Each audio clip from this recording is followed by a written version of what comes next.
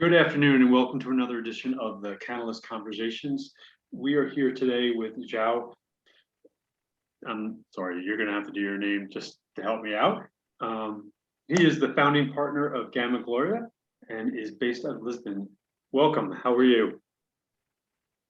Hi, Patrick. I'm good. The name is João. It's a nasal vowel, so it's John in English, or Yeah, John. so you can see why that was an same name. Yeah, I'm used to that. I never say that name on Starbucks. Yeah, I can imagine what you would get. So tell us a little bit about your background. I know that you're a lawyer by trade, so tell us a little bit about your background before we get started. So I studied law. I was a lawyer for all my life. I also teach at the law school, so I have both this academic background and the professional background. For two periods in my life, I worked on the political side. So I was an advisor to the Portuguese president for 2 years, and I was a member of the Portuguese government for a very short period in 2015. But apart from that, I've been a lawyer all my life and a law professor in various areas. And my background is mostly public law and tax law, but 7 years ago, I started working on controlled substances, mainly on cannabis, but also other substances as well. And what made you make that move? So I grew up in Portugal when we had the big debate on drug policy. So I've always been interested in drug policy. That's an interest and drugs in general, controlled substance, psychoactive effects. So I read a lot about that, and I followed the debate in Portugal in the late 90s and beginning of 2000s when I went to law school, but it was mainly before I went to law school. I grew up on a neighborhood, well, almost like all neighborhoods in Lisbon where drugs were a problem, heroin was a problem, people were dying, or at least there was that fear. AIDS was very high, and it always kept my interest. When I studied law, I kept that interest, but I didn't.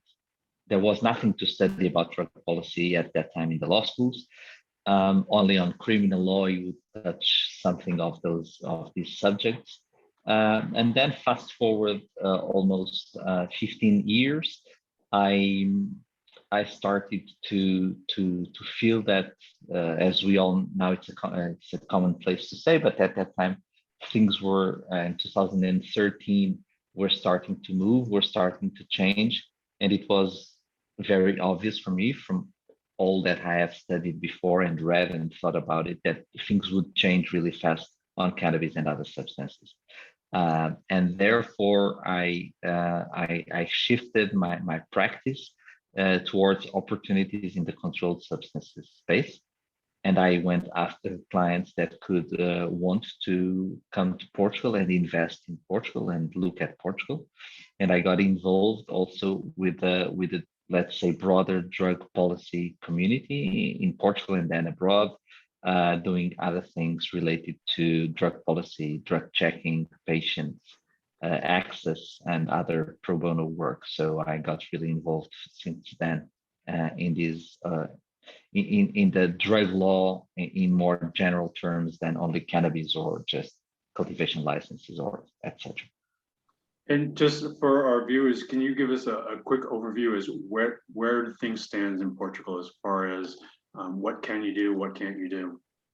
In terms of which uses? Cannabis. So like, yeah, but okay, I mean, okay. So medicinal, I'll go recreational, you can grow, but you can't sell. That type of highlight. Perfect.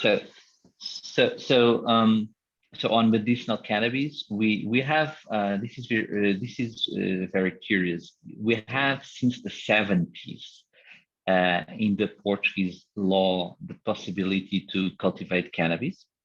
So there was the medical cannabis in the 1920s legislation as in treaties in the UN, but then a clause was introduced in Portugal in the 1970s to allow for the cultivation of cannabis, of course, for the convention purposes, so medical, veterinary, scientific. But to my knowledge, that was not used. I have researched a little bit. I have not done a full historical research, but I don't know of any cultivation license in the 70s. And we had to wait until 2014, 14, for the first license for cultivation of cannabis to be awarded in Portugal. It's interesting to mention that that happened around the same time that Portugal also awarded license for poppy, for opium poppy.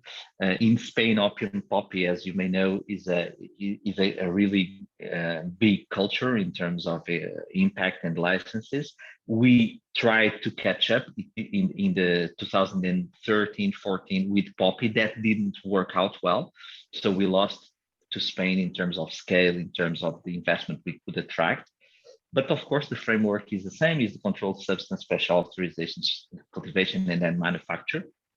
And what really happened is that GW looked at Portugal and got the first license, and then Tilray got the second license, and now we have 19, I think around 19 awarded licenses for cultivation. So it's once you have the license, you can cultivate. There's a different license for manufacturing/production. That you have also to ask, of course, and then the import and the export licenses. There is at least one research license in Portugal, unlike Spain, where the research licenses are the norm, at least as long as I know. In Portugal, we only have one real research license and one for testing, for one lab that does cannabis testing. So, and all companies, what they look in Portugal is a friendly regulatory environment, which has to do with this story with the poppy, which didn't went out well in terms of the economics of the business, but there was no danger, no diversion, no problem. So Portuguese regulators were okay with that, and they shifted to cannabis, probably less averse to risk than other jurisdictions which did not have this poppy experience. Portugal is also looking for investments always, so that helped to have a friendly regulatory and stakeholder framework. Then, of course, compared to other countries, the weather is fine. Qualified human resources are cheaper than in other countries. Everybody speaks English. It's very safe. It's easy to attract talent to come here, or a master or culturalist or a scientist or someone to come, or just a business manager to set up a factory and live in Portugal 6 years or 6 months. Sorry, it's easy to attract inside a global inside a global company, or even in the global pool of talent, to attract people to come to Portugal to live and work. And in general, it's not a very expensive country in terms of setting up a factory and running up a business. The price of the land is not very high. We have a problem with the energy prices, which for cannabis can be a problem. But other than that, all the costs are relatively cheaper. So you have a you have qualified institutions. We don't have a problem of corruption. We don't have a problem. We are very qualified. The public institutions, they are okay with awarding licenses, qualified people, good weather, cheap land. So it's the perfect mix for having for attracting investment in this field. What are probably the official numbers is that you have around 100 so-called pre-licenses, meaning people that have submitted the paperwork for the license. The paperwork was okay, but now, of course, comes the big thing, which is to make the investment. And of course, it will be like a funnel type. Many of them will not get investment, also because the dynamics as. Go ahead. So the licenses currently are limited to cultivation, correct? So there are two. Most of the licenses are for cultivation, because the investors did not make the investment to get the GMP manufacturer license, which of course is very expensive. And one thing is the PowerPoint in a business conference saying that you have GMP. The other thing is really actually getting GMP. There's in this industry and in this market, they use disparity between reality and what's stated in websites and conferences and in business lunches. So it's very expensive to get an extraction facility with GMP. We have two in Portugal approved for manufacturing. One, I guess it's only API. The other is full spectrum. But what I hear is that now the business interest in Portugal is around creating facilities to extract to all these cultivation sites and even from imported cannabis. And what about, where is Portugal with regard to usage? Can is there recreational use? Is there medicinal use? Is that legal? Okay. So this wave of cannabis investment started before the Portuguese medical cannabis law was updated and regulated, which only happened in 2018, and this was very unanimous in the parliament. Patients were put up front. People understood that it was important for some kind of patients, and we have a system where it's a medical prescription that of a product that has to pass a market authorization procedure. So far, only one product is authorized, which is dried flower 18 from Tilray. From what Infarmed, the regulator, says publicly, there are 2 or 3 oils in the process of being approved. So probably we'll have the first oil approved. That's probably the next thing to approve. Then doctors have to prescribe it. We have to buy it on pharmacies. The catch here is 2 things. First, doctors can only prescribe it for a few indications, for a few diseases, like epilepsy, Tourette syndrome, glaucoma, and then there's pain, which is a broader category, neuropathic pain.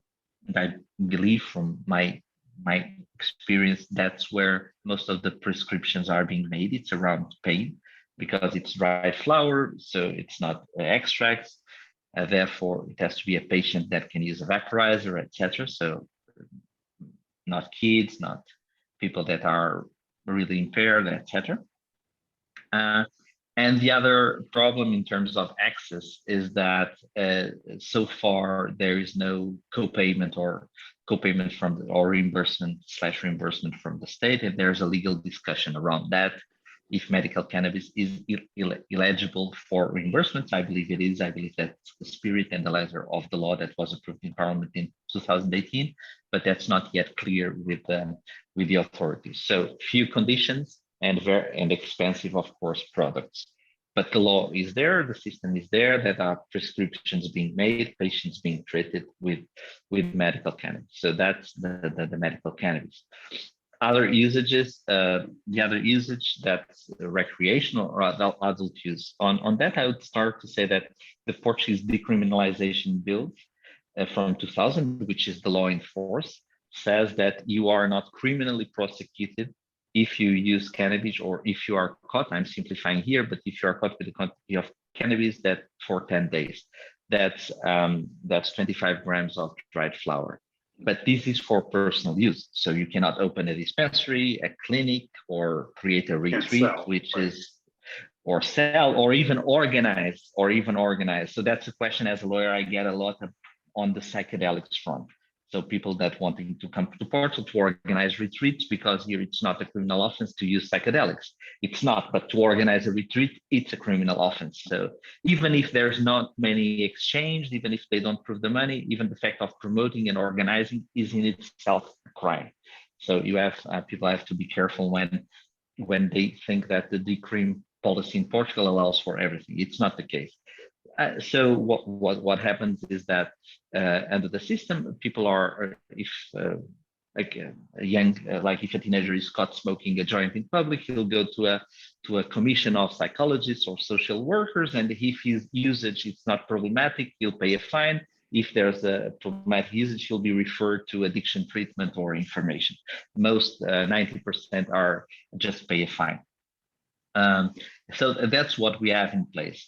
Then there have been over the time since 2000, 2 or 3 efforts to legalize adult use, and we have in Parliament 2 bills advocating for adult use, and we have for the first time in Portugal a movement of the civil society supporting adult use. We had a letter published in the main newspaper in Portugal, signed by 60 former ministers of education, health, defense, police, and scientists and other intellectuals and personalities, beyond all reproach. So people that don't have any interest in the business, in the cannabis business, people that are moderate in nature. It's not like the normal drug policy activists. And these people came forward for a responsible regulation of cannabis, gave their name, which is very encouraged in a country like Portugal, where things keep to be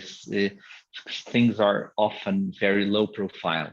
It's not like in Spain, where there is a huge fight for social causes, or like in the US, where you find referendums and ballots and grassroots movements. Portugal is quite different from these approaches. So this, for the first time, this happened.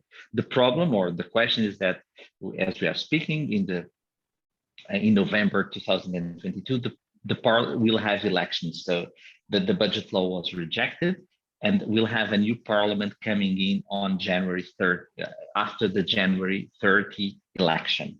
And after that election, we'll see if it's a more pro-cannabis parliament, cannabis that's as pro-cannabis as this one, or more against cannabis. And that no one can ever tell you at this stage, because there's a huge question mark around this election. But probably what will happen is that the political parties that proposed adult use legislation will reenact their proposals when the new parliament comes in around February, and we'll have a discussion about that. And typically it will be a commercial model with some restraints on THC level, with authorizations for the places to be sold. And no one seems to agree on that, if it's on pharmacies, special stores, tobacco stores. So that there's still a discussion to be made, but it will be on special places, most likely with a controlled THC level, controlled age, and I believe marketing restrictions. So the majority of the cultivation is then for export purposes. Yes, and even the first licenses arrived in Portugal when we did not have a proper legislation on medical. So it was purely for export in the beginning, and now it's also for the domestic Portuguese market, which is of course very small, because Portugal is a very small country, and the legislation, as I told you, is restrictive, number of conditions, and as of now, no reimbursement from the state. And do the folks that are advocating for adult usage or an expanded usage, are they making the economic development argument of job creation, a tax base, those types of arguments? Yes, but the first argument is health. So we have in Portugal the most number of young people, I believe, only after Spain, smoking cannabis. It's a huge widespread, and as in all countries, because THC levels are rising, we are seeing more and more psychotic problems, mostly with teenage boys. That's like the typical problem that happens, and this is happening now. So legalization may reduce that problem by having cannabis that at least has a capped THC level that is grown under GACP conditions or other conditions that health authorities deem more safe to the health than with what is on the gray market, which of course has pollutants, as pest controls that are not controlled, that we don't know what it all is, sorts right? of things. So no one knows that. No one knows what it is, and that also can play a role in the psychotic effect. So this is the first argument that's being put forward due to the number of cannabis usage in Portugal. Like we have the problem. It's slightly comparable. Of course, it's not the same thing, but like we had with heroin 20 years ago. Now we have, I'm comparing only to see where the problem is. Of course, it's difference in magnitudes, in effects. I'm not comparing that part, of course, but therefore that's the first argument. The second argument is economic development, more on the tax side, on the budget law. And then of course there's economic impact. Culturally,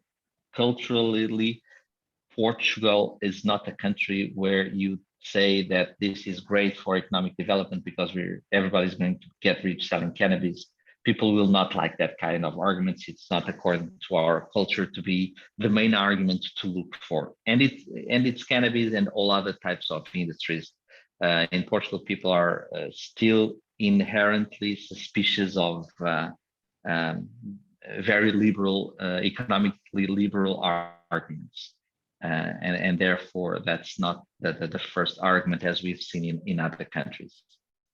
And, when we look at conservative countries, and I believe, of course, that. Go ahead. I was going to say, the counter to that is we look at what we consider to be conservative countries like Germany announcing that they will likely have adult use. Will that help move the needle in Portugal if Germany goes down that route? I'm sure it will. So the medical cannabis legalization in Portugal came after the German model. Germany is a very respected country in Portugal. It's a conservative country. So if Germany is doing this, is Portugal the beacon of drug policy staying behind all these countries that took 20 years to decriminalize some usage? So that's also an argument in Portugal. So we have to take the second step of drug policy as we did 20 years ago. We are the poster child of drug policy. We cannot stay behind. We cannot afford to stay behind this time. And we are already slightly behind compared to Switzerland cities, compared to Canada, compared to Uruguay. We are already a little bit behind. So let's not stay totally behind. And let's hope it doesn't happen to Portugal. What happened with the Netherlands, that were very progressive with the coffee shop regulation, but then it became a mess, and all the world has a better model than Netherlands, which is ironic because they took a great step with their policies in the 70s, from the 70s on. So Portugal cannot afford to have that. Germany will be a good example, and the domino effect that will fall, I believe, around Germany, with the Netherlands, with Luxembourg, with all these countries will be a tremendous pressure / comfort to Portugal to go forward with a policy such as this. And with your law firm, and I think you do consulting as well, are you helping people navigate, the license process? Are you advocating for adult use? What is the focus of your work? I do a little bit of everything that you said. So there are more, but when I started, no one was doing this. Literally, no one was doing this. And I had this intellectual interest. I'm an academic, so I studied very deeply and very hard. I read a lot about drug policy. So that put me in a position of being the normal go-to person in all things related to drug policy law, the law aspect. I'm not a drug policy specialist. And therefore, it gave me a broad range of clients, both pro bono and non-pro bono, but people that I help, from global companies that want to navigate and get licenses in Portugal, to patients that don't know if they can fly to, I don't know, let's say to Germany with their medical cannabis, or fly into Portugal on holidays, bringing their medical cannabis from Ireland. I advise nonprofit organizations that work globally with psychedelics, both on the legal front, on the defense cases. I do very, very intellectual, stimulating work, which is with the Portuguese drug checking organization that does drug checking. Drug checking from a legal standpoint is very, very interesting because there are lots of things that you have to sort out in terms of allowing an NGO to receive drugs, to possess drugs, to test drugs, to have the analytic patterns, and then to have the contact of the people who use drugs and communicate the results. So that creates a lot of legal problems. And it's very interesting to say that in the German coalition treaty or agreement that was announced last week, drug checking was mentioned. It's very, very interesting. Portugal is very forward in drug checking, and it's something that I like to work with because it's helping people to use drugs with a minor risk. So people that have already decided to use drugs, if MDMA pill is found with 5 times the MDMA normal amount and people can die, it's very good that an alert can go to all the network in Europe saying that kind of pill is very dangerous and would probably kill a teenage kid in a music festival or whoever. And because this all stems from the UN treaties and from the same kind of legal problems. I'm not a criminal lawyer, but I entered very deep into this regulation and drug policy and treaties. So I do all that kind of advising. I've advised also foreign governments on legislation for medical and adult use. I've done pretty much anything. And then there's another area. I don't know if it's of your interest for this conversation, which is CBD. Yeah, that was my next question. Okay. Tell me what do you want to know in. Yeah. So, what is Portugal's position on CBD and cannabis and other products such as cosmetics, and are they okay as long as the THC level is nominal, or are they? Okay. So that's I would say ironically that's the area where there's more risk. CBD is in Portugal in terms of cosmetics and food supplements is regulated by European law, and according to European law, you cannot use CBD in food or cosmetics. CBD from the plant, and that's for me it's very clear. For the Portuguese authorities, it's very clear. But for the CBD people and for the CBD shop owners, that's not very clear.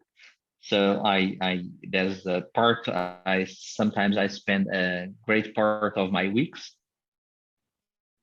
mostly pro bono, but telling people that it's illegal what they are doing. They are running into this kind of risk. The authorities can go there and close their shop, can indict the shop owner, can take the products to inspection, etc. And that's really happening in Portugal. For the past 2 years, I was alone in this, meaning that I didn't have any sources of the public authority saying this. So some clients thought I was being over conservative, which is never the case, or that I was being risk averse or wrong or plainly wrong in the interpretation. Because if you go outside, you see the shops and the shops are running, but that doesn't mean it's legal. But in the last 3 weeks, the economic activity regulator and the agronomic, let's say, regulator, both the GAV and ASAI, which is the Portuguese acronyms for these two authorities, have issued public positions saying precisely this, that CBD, until it cannot be used in food or food supplements, until it's not approved from the FSA procedure, novel foods procedure, which has not happened yet. And until it happens, it's not authorized food supplements. Of course, there are some of these products that only between commas, make false claims, meaning they claim to have CBD, but it's hemp oil from the seeds, where we all know now that no CBD can be found. But they claim they have CBD because that's what sells for the most profit, but they are hemp seed oil or hemp oil or whatever. And then there is a huge confusion also around the cultivation, because the cultivation which is allowed with the minor level of THC, it's for industrial uses, and industrial uses are defined by practice. I define it by practice of years in the European regulation. And most of these people want to challenge the concept of industrial uses and try to make arguments that like there's no THC. But the problem is that when the treaty, as we all know, when the treaties were written and when the treaties were translated, let's say, into domestic legislation, no one knew what THC was, what CBD was. So the law, as the UN treaties, refers to the plants and or parts of the plants, does not refer to THC. Well, it refers in the 71 Convention in the exomerase, but it's a different thing. It does not refer to THC, therefore it's a crime to extract it unless it is for industrial uses. And there's no way around this. I believe that if you go to a judge and you have, let's say, a bottle of CBD drops, you won't go to jail. But not going to jail is a result of a criminal investigation, and people should not run into the risk of being subject to criminal investigation. There's there's bigger purposes in life from that. That's what I tell people that approach me. Some take my advice, some do not. And do you believe that the public positioning on CBD is sort of the precursor to enforcement? The enforcement was, I think it's different. The enforcement was already happening, But you said like, Maybe the CBD shops are operating, they're, but most of the owners are indicted. Most of Okay. some stock has been apprehended. I believe that they want to do a public warning because like it's very confusing. It's very confusing that you go on there's this fado, the Portuguese song. There's this fado radio, which is mostly heard in Portugal in taxi drivers or old people, and they advise CBD on that radio, and people get confused. Which of course this is creating, I would not say social alarm, but at least social suspicion. And so therefore these authorities came forward with this position. I don't believe they will bring more enforcement, but at least they will try to prevent these shops from opening. This will happening, as we know, this is happening all over Europe. It's not a Portuguese problem. I believe this will create pressure for EFSA to solve to be quick in solving the novel foods procedure. And it doesn't matter the result. If there's toxicity in CBD, it should not be allowed. If there's not toxicity, it should be allowed. We shouldn't have an a priori wish for the decision of that procedure, because it's public health and the health of everybody that's around. As you all know, all the studies that have been made testing the products that we find on those shops around Europe, some have CBD, some do not have CBD at all, some have more THC than the limit, some do not have. So it's an unregulated market, and I don't believe that it's safe for citizens to have an unregulated market in any area of food consumption. So therefore, and I mean, it's clear that we need standards. We need, labeling that, people can understand, because, unfortunately, so many players that tried to enter the market were just opportunistic. They made claims, or they were making claims about what the product was, what the product could do. And therefore, you were seeing products, like you said, labeled with CBD with nothing in them. Or they were making outrageous medical claims that this is going to cure everything. So we need to avoid that. Where do you think you will focus in 2022 on these efforts? So I believe 2022 will have a lot of effort around recreational use, around adult use, because in Portugal, because the law will be enacted. I believe there will be a lot of contractual work, contracts and commercial work around supply for extraction and contracts for extraction, manufacturing contracts. So the cannabis ecosystem verging into what we find also in the pharma business. I believe that will happen in Portugal, more exports and imports, and that's probably the largest portion of the work I see changing. I don't believe that we'll have many activity more around cultivation, unless, of course, legalization in Germany comes with the possibility of exporting to Germany for the adult use market, which no one knows how can happen according to the treaties. So if folks are interested in what you're doing and want to follow what you're doing, where can they find you? My website is www.gamagloria.com, but if they put my name with the word cannabis on Google, it seems that I know it's your job also to work on digital marketing, so I'm connected to cannabis on Google, so it's easy to find. We will make it a point to put your website in the link below, as well as some of the other references that you mentioned. We appreciate your time today, and we look forward to great things in Portugal. Hopefully we'll see the needle move maybe after Germany on adult use. I hope so. We do too. So thank you, Patrick. very much. Nice to meet you. Your time. Cheers. Thank you.